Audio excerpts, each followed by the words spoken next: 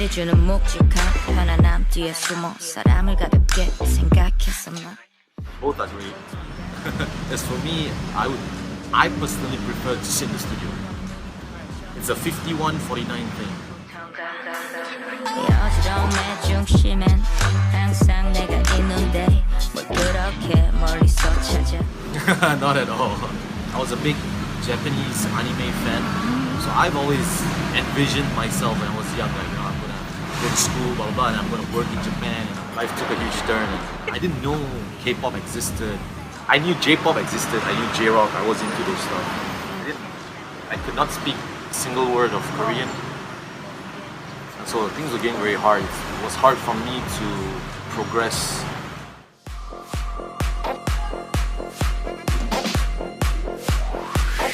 There, just like any other job, I mean, there's always expectations and things like, for example, if it's my own project, like Sam and Spec, for example, then obviously we have more creative control over it. But when you're working with someone else, you need to tailor the product according to the color of the person who's going to be rapping on it or singing on it, who's going to be performing on the song, basically.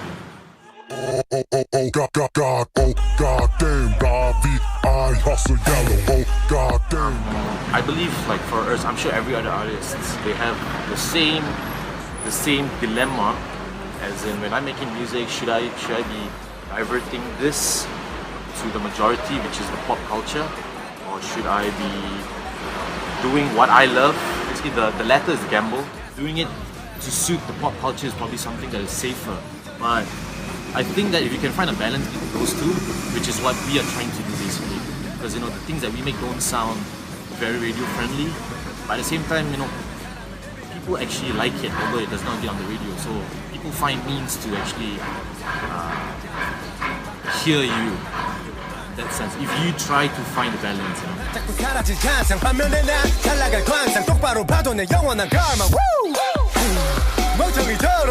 Maybe for Malaysia it's a bit different, like Southeast Asia generally, because it's still catching up, like this electronic sound and whatnot. I mean, it's getting there, it's still catching up. For places like Korea and Japan and even China, they have a lot of pop, EDM pop stuff playing on their radio and even like TV, these kind of things, So the market over there is obviously much bigger. The other part of the situation, which is Southeast Asia, I would say that it's more towards clubs, songs that you hear that DJs play often in clubs and stuff. And maybe a more avid fans, they try to search it on their phone, stream it to Spotify and all that.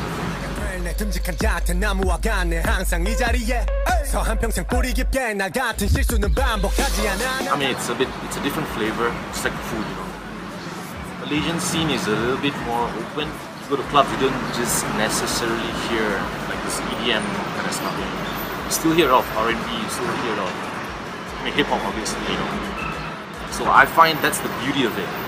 As if in Korea, if you go there more to the clubs, even if they do have like commercial stuff or pop stuff, things that you hear on the internet or on the radio, it's mostly remixes.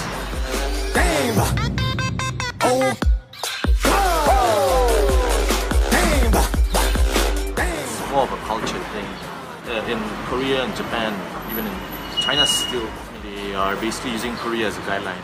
Entertainment is a very huge culture in the society, They nurture these things from the very young, from the roots itself. Even like, for example, they have like multiple streaming platforms back in Korea. And some of the streaming services, I think, you can access it even outside of Korea.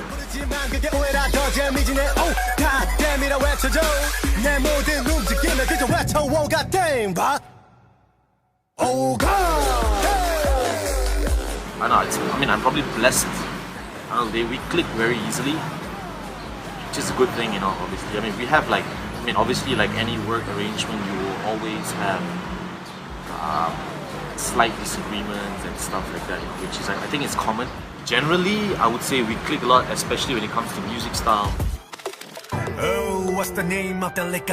Yeah, 발음 먹남기만 make a better 다 찢어내린가 맞아도 들켜뒀다 혀꼬야 뻑뻑 부르다 들어와 한번 투자 yeah. Working with Ravi was a breeze. So he will first discuss, no composition involved, nothing. We'll just sit down and and then he will start we'll start freestyling, like spitballing, and then we'll go back to the studio and then we'll sketch out like basically the whole instrumental, how it's supposed to be.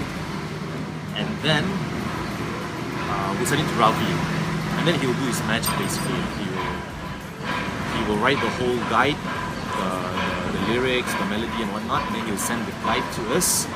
95% of the time, like, we'll be like, okay, done.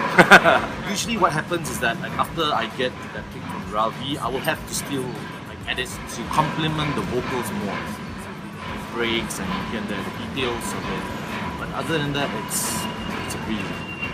그리고 추억하는 시기도 미시 종인 태민이 몽유과 너 그런 믿어 I love my fucking nomads yeah we fucking busy Groovlin is a group of producers which Ravi thinks are more suitable with his color of music. All the songs that goes out from Groovlin, the top line, like the thing will be produced by Ravi basically. Basically he will be the end producer, even if it's not his own songs. And he's been working with us quite a while, even before Groovlin. I think we are a good bunch because, you know, Puff has his own color, Youth has his own color, Ravi has his own color as well, and then as far as Sam Expect, we have our own color.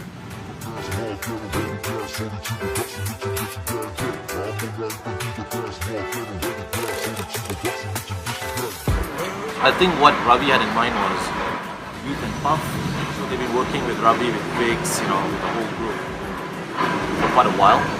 As for Sam Spec, we are from an external basically source. We work well with the company as well. Like when I say that we work well with Ravi, it means that it's also with Jellyfish Entertainment, because obviously we would not have been able to do what we have been doing if the company did not give us the get-go from the beginning.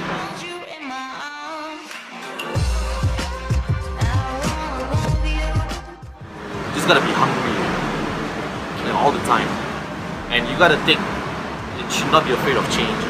You gotta take extreme measures to get to the first step of where you want to be. Then you should just do it. There's just there's no other way around it.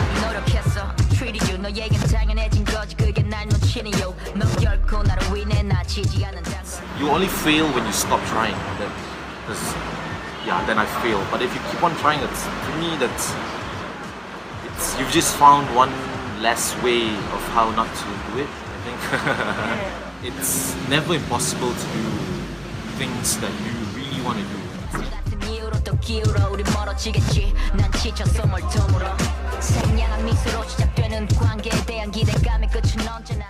It's about the culture. For example, Sam is from Brazil. So Sam used to tell me stories about how in Brazil, he grew up in Brazil basically. In Brazil, all they do is play soccer. That's all. They just play football. That is all. Guys either go to become professionals, or guys either get shot, or they are the ones doing the shooting. To them, soccer is like eating. It comes to them very naturally. Football. So that's why you see they breed so many good players and stuff. And in Korea, it's the same thing. I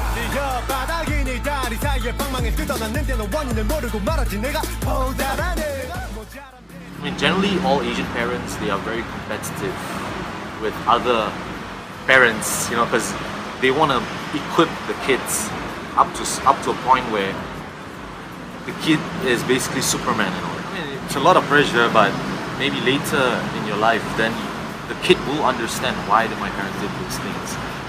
Up till now, I still realize, I'm starting to realize things that, you know. But I mean, Malaysia, it's moving, it's getting there, it's slowly, because, you know, we have a lot of talented people, but there are not as many opportunities given. But then again, I mean, there is the internet today, so